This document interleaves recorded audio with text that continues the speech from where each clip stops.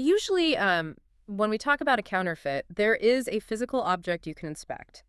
Picture a fake $100 bill. Right, like something tangible. Yeah, exactly. Wait, I mean, spot on. It might look passable at first glance, you know? Yeah. The color seems correct, the portrait looks accurate, the paper even has a bit of texture to it. Sure, it fools you at first. But the second you hold it up to the light to look for the security thread or run one of those special iodine markers across it, the entire illusion falls apart. Oh yeah, the marker leaves that dark, glaring stain. Right. Suddenly you realize you are holding a worthless piece of paper.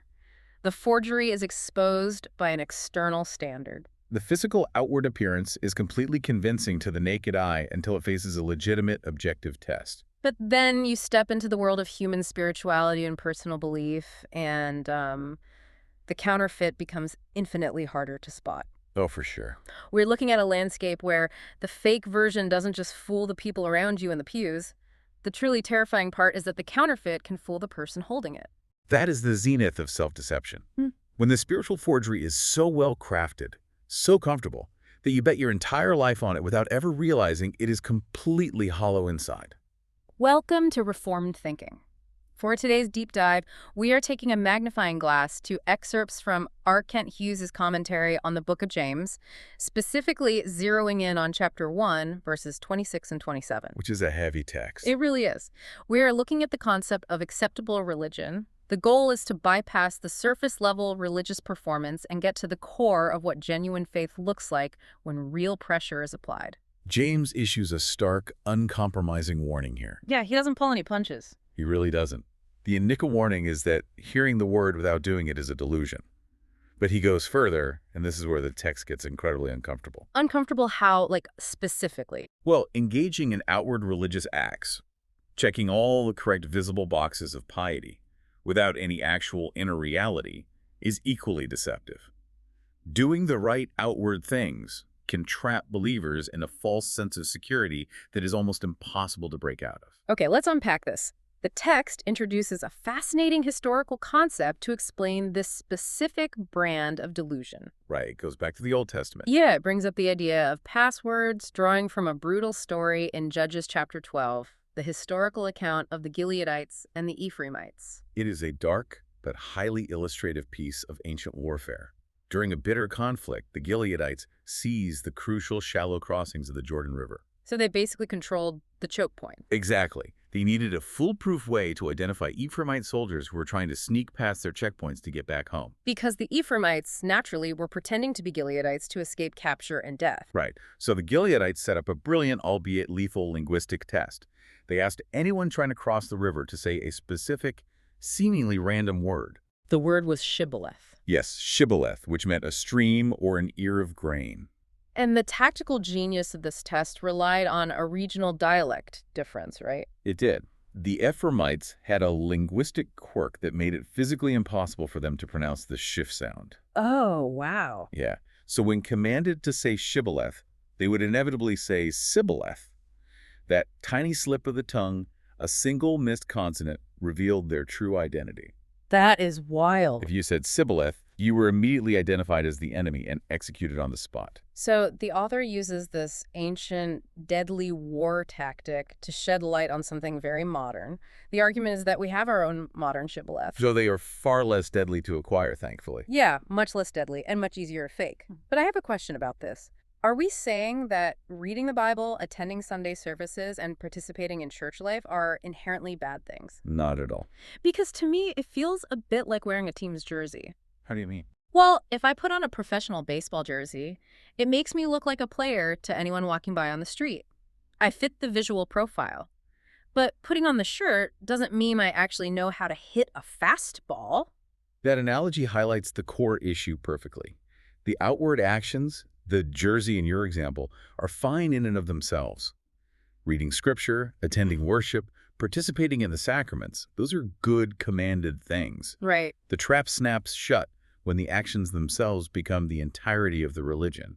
The author points to modern evangelical shibboleths. Like the specific words people use. Yes, believers learn to use specific terminology to blend in. They adopt words like fellowship, brother, or born again. And the source material specifically mentions the inflection, which I thought was super interesting.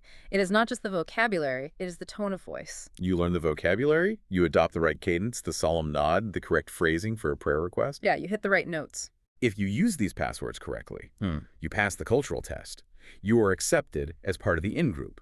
The community assumes you possess genuine faith because you sound like you possess genuine faith. But it moves beyond just vocabulary into full social conventions, doesn't it? It does. Like showing the correct socio-religious attitudes toward alcohol or tobacco or general modesty and political alignments. If you align with the group's accepted behavioral mores, people assume you have high piety. The author connects this outward conformity to a broader, more insidious cultural shift. The argument is that this outward alignment is incredibly easy today because many Christians have gradually aligned themselves with the materialism and hedonism of secular culture. They just dress it up in religious language. Precisely. So the behavioral requirements have been shifted to run parallel with a comfortable materialistic lifestyle. Yeah. You can maintain all the outward social conventions of being religious while your actual day-to-day desires, your spending habits, your ambitions are indistinguishable from the secular world around you. You look pious to your community, but you're indulging in the same self-centered pursuits as everyone else.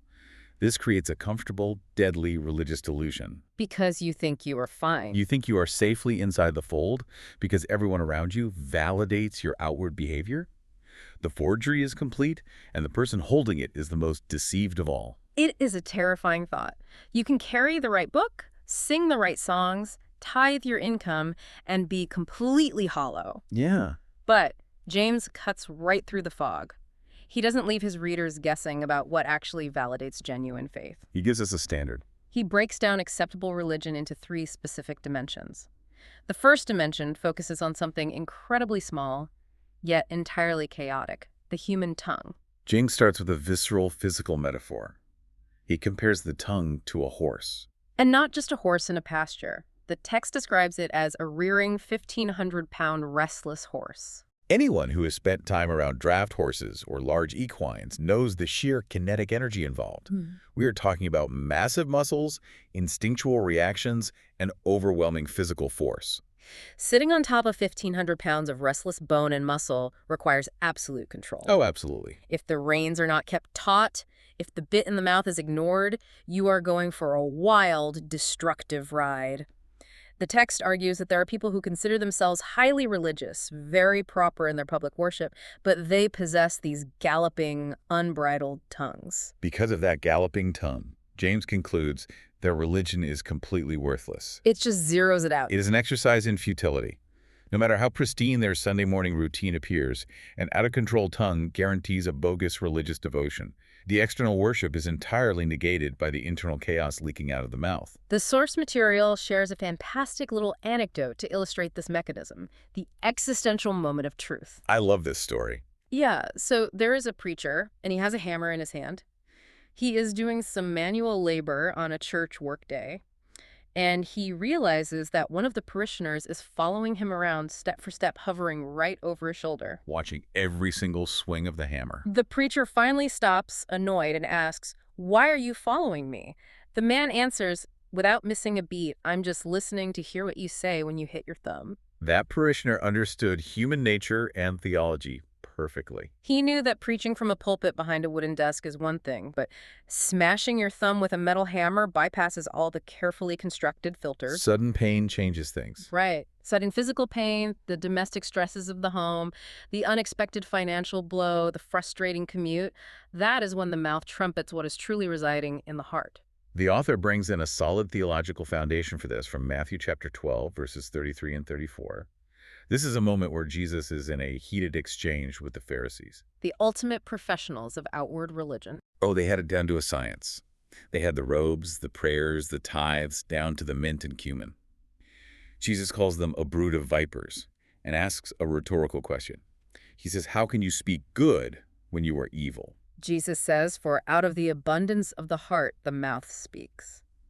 The tree is known by its fruit. The tongue is the ultimate indicator of the heart's true condition. You can fake the outward worship, you can fake the shibboleths, but you cannot permanently fake your spontaneous reactions. It always comes out eventually. What is inside will inevitably come out. especially under the kind of sudden pressure that preacher with the hammer was about to face. The text points out that this unbridled tongue spews many things: filth, lying, gossip, angry outbursts.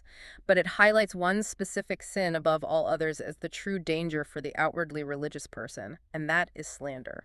Slander is insidious because it often masquerades as something acceptable, even righteous. Well, the outwardly religious person usually knows better than to use filthy language or tell blatant, easily disprovable lies. They avoid those obvious pitfalls to maintain their status. Yeah. But slander is where they fall. What's fascinating here is John Calvin's perspective from the text. Yes, Calvin was someone who frequently dealt with vicious personal and theological attacks in Geneva, so he knew this dynamic firsthand. He really did. Calvin argued that people will enthusiastically shed the grosser sins. They will steer completely clear of stealing, drunkenness, or blatant immorality. They will become a shining light of outward religious observance. But underneath that shiny exterior, Calvin notes they will revel in destroying the character of others. Right. They do it under the pretext of zeal for the truth or concern for the community. It is a lust for vilification wrapped in a religious cloak. Calvin calls it a bloated pharisaical pride that feeds on a steady diet of smear and censure. It is the religious sin. You destroy someone's reputation, but you whisper it as a prayer request to the small group. Like, we really need to pray for so-and-so. I heard they're struggling with whatever. Yeah, the classic gossip disguised as concern. Or you infer a moral failing with a concerned look and a vague comment. It has a perverted religious base. Which brings us to an amazing historical story in the text about John Wesley. I just love this one. Wesley's handling of this specific type of critical spirit is legendary. So John Wesley is preaching, and he notices a lady in the audience. She is well known in the community for having a hypercritical attitude. Throughout the entire service, she ignores the sermon and just sits there staring at Wesley's new bow tie. Staring the whole time. As soon as the meeting ends, she marches right up to him. She feels totally justified in delivering her critique. She says very sharply, "Mr. Wesley, the strings on your bow tie are much too long. It's an offense to me." Right. But Wesley handles this with incredible composure. He asks if anyone in the room happens to have a pair of scissors. Someone hands him the shears, and he offers them directly to the critical lady. He asks her to trim the streamers of his tie to her liking. He allows her to physically alter his clothing on the spot. She snips them off near the collar. Wesley asks, "Are you sure they're all right now?" She says yes, much better. Then Wesley holds out his hand and says, "Then let me have those shears a moment. I'm sure you wouldn't mind if I also gave you a bit of correction. I must tell you, madam, that your tongue is an offense to me. It's too long. Please stick it out. I'd like to take some off." That is just brilliant. The humor in the anecdote points to an incredibly sharp underlying truth. Wesley recognized that her eagerness to find offense in minor outward details, her need to criticize, was a symptom of a massive internal failure. I do want to push back on this concept for a second, though. Okay, go ahead. We're talking about the tongue being this absolute pass-fail test of genuine faith. But human beings are flawed. Everyone has a bad day, loses their temper in traffic, snaps at their spouse, and says something they immediately regret. Does one angry comment mean your religion is entirely worthless? It seems like an impossible standard that would condemn every single person listening. That is a fair question, but James is not talking about the occasional stumble. Okay. The broader context of Scripture acknowledges that we all fail in our speech. James himself says in chapter 3 that we all stumble in many ways. The text is targeting a habitually unbridled tongue. So it's about a pattern. Yes, the person who lives in a persistent, unrepentant state of gossip, slander, and critical speech. The habit reveals the persistent state of the heart. If your tongue is habitually out of control and you feel no conviction or desire to rein it in, your outward religion is worthless. It really is a universal human problem. The text lists off these amazing cultural proverbs from all over the world to show that humanity, regardless of geography or religion, universally recognizes the destructive capability of the human mouth. The proverbs are quite striking. The Greek proverb says, "The boneless tongue, so small and weak, can crush and kill." The Turk proverb asserts, "The tongue destroys a greater hoard than does the sword." The Persian proverb warns, "A lengthy tongue, an early death," or "Don't let your tongue cut off your head." The Chinese say, "The tongue can speak a word whose speed outstrips the steed." The Arab sages noted, "The tongue's great storehouse is the heart." And the Hebrew maxim goes, "Thy feet should slip, but ne'er the tongue. They all point to the identical reality. Every single one. Across every culture, the tongue is understood as the ultimate indicator of the soul's true nature. That internal reality naturally dictates external behavior, bringing us to the second dimension of acceptable religion that James outlines.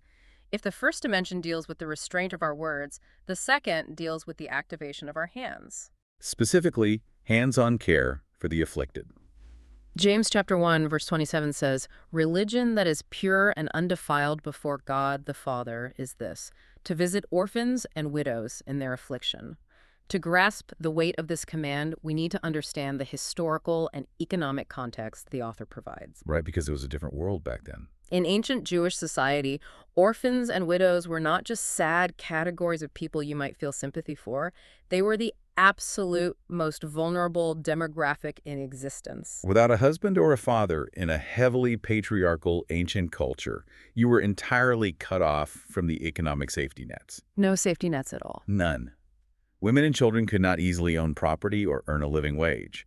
They were desperate for basic survival necessities, their daily food, shelter, clothing. Furthermore, they represent the ultimate test of pure compassion because they had absolutely nothing to offer in return. You couldn't get a networking connection out of it. Exactly. You could not gain social status, political favors, or financial return by helping a destitute widow. The author zeroes in on the specific Greek word used for affliction here. The literal translation of the word thlipsis in the Greek text is pressure.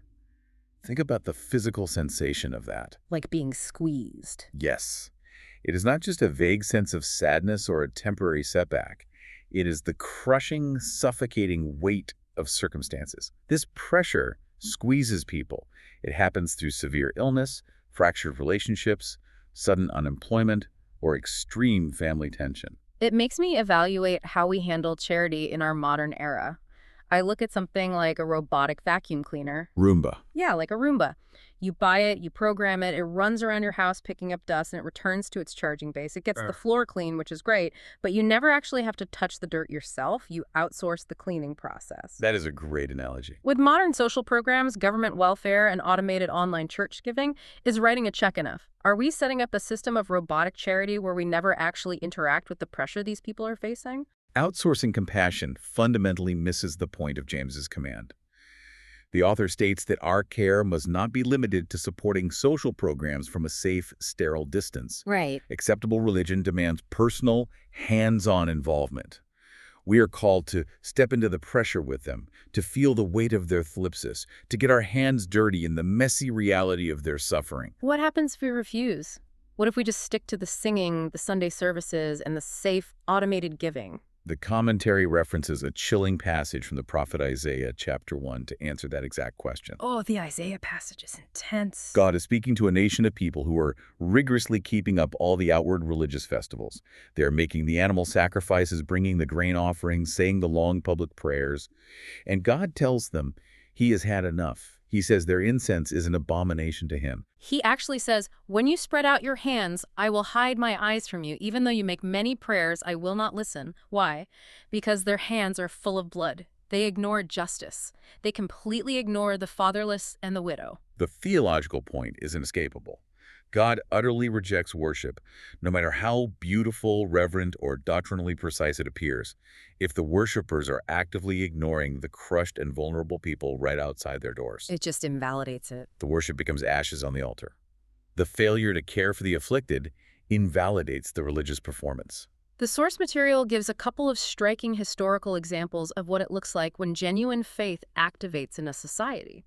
One revolves around a very famous statue in London, in Piccadilly Circus. I've actually seen that one. Most people know it as the statue of Eros, taking the form of the Greek god of love with a bow and arrow. It is a massive tourist attraction. Millions of people walk past it, and almost everyone assumes it is a monument dedicated to romantic or erotic love. But the text reveals a surprising historical fact. It is not about romantic love at all. It is actually a memorial monument honoring Lord Shaftesbury, a major Christian social reformer in the 19th century. Really? Yeah. The statue represents his Christian agape love for mankind. He looked at the horrific conditions of child labor, insane asylums, and slums in industrial England. He saw the affliction, the crushing pressure, and he physically stepped into it to bring about massive legislative and social reform. His faith mandated grueling, unpopular action. The author also includes a fantastic story about D.L. Moody that drives this point home from a slightly different angle. Oh, I like the Moody stories. Moody encountered a man who wanted to boast about his elevated spiritual experiences. The man claimed to Moody, "I have been on the Mount of Transfiguration for 5 years." Wow, 5 years. He is using theological jargon to say he has been in a state of constant, unbroken spiritual bliss and mystical connection with God. Right. But Moody was an incredibly practical evangelist. He immediately shot back and asked the man a devastatingly simple question. He asked, "How many souls have you led to Christ?" And what did the man say? The man, completely flustered, admitted he did not know if he had led any. Moody's response was blunt. He told the man to sit down, saying the church did not want that kind of mountaintop experience. Moody said when a man gets so high that he can't reach down and save others, there is something wrong. That is the perfect summary of the second dimension. You cannot fly so high in your theological knowledge or your worship experiences that your hands never touch the dirt of human suffering. If your religion doesn't push you outward toward the vulnerable, it isn't the religion of James chapter 1. This outward action of the hands is intrinsically tied to the inward state of the heart, which brings us to the third dimension. James connects the restraint of the tongue and the care for the afflicted directly to personal holiness. The third dimension is keeping oneself unstained from the world. The text describes our modern world as an increasingly polluted environment. Staying unstained requires recognizing how the surrounding culture constantly attempts to redefine morality, often through the subtle manipulation of language. Now, we need to clarify something here. The author gives specific examples of how contemporary thought empties words of their moral meaning. As we look at this, we're simply reporting the author's analysis of linguistic shift to understand the argument he is building in the text. We aren't endorsing or condemning these specific views, just laying out his perspective. Right, just looking at his examples. He argues that society alters definitions to make the unacceptable seem acceptable. He lists examples, saying society calls perversion gay, refers to the murder of unborn children as reproductive choice, and relabels Marxism in the church as liberation theology. The author connects this modern linguistic drift back to the Old Testament, specifically Isaiah chapter 5, verse 20.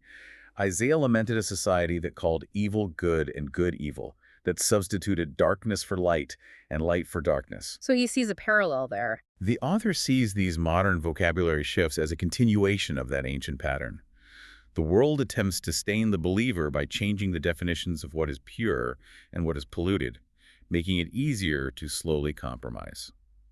To illustrate how a believer should respond to this polluted environment, the text shares a story about a surgeon, Dr. Maltby Babcock. He was a distinguished, hardworking pastor in New York. A physician in his congregation noticed the pastor was exhausted and clearly needed a night off. So the physician handed Dr. Babcock some theater tickets for a night of recreation. Just a nice gesture. Yeah.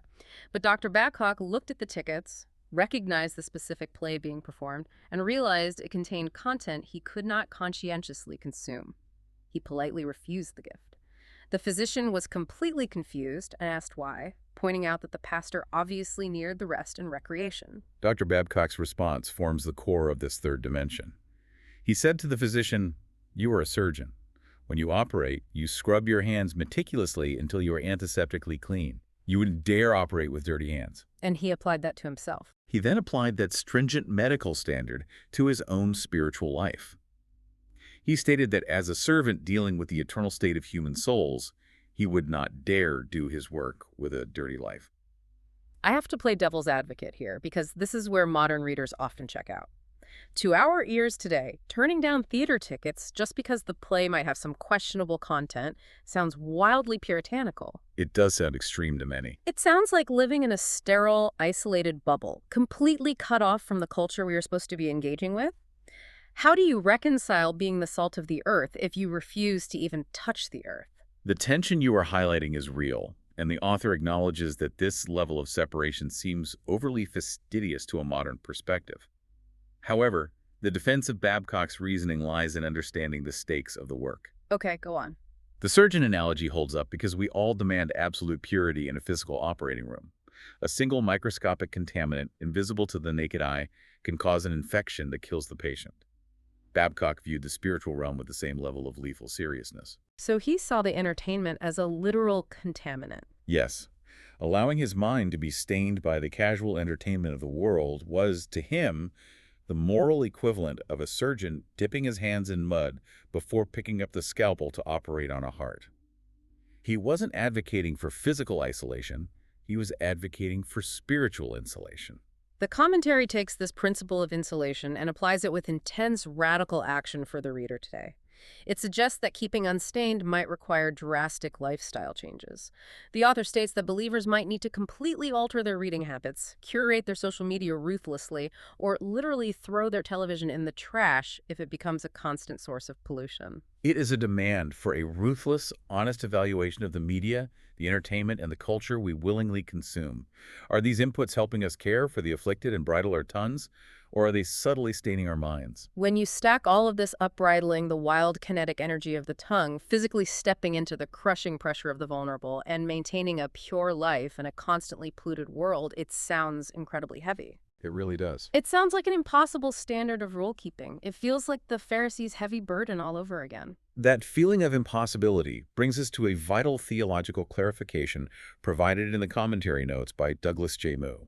He addresses the concept of the perfect law of liberty mentioned by James. Right. If we connect this to the bigger picture, this law is closely associated with the gospel.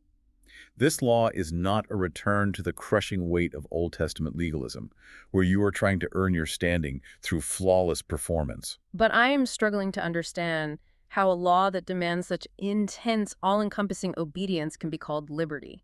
Law usually restricts, liberty frees. How do these two concepts combine here? They combine because of the internal mechanism behind the obedience. The gospel brings an unavoidable demand for complete obedience, yes.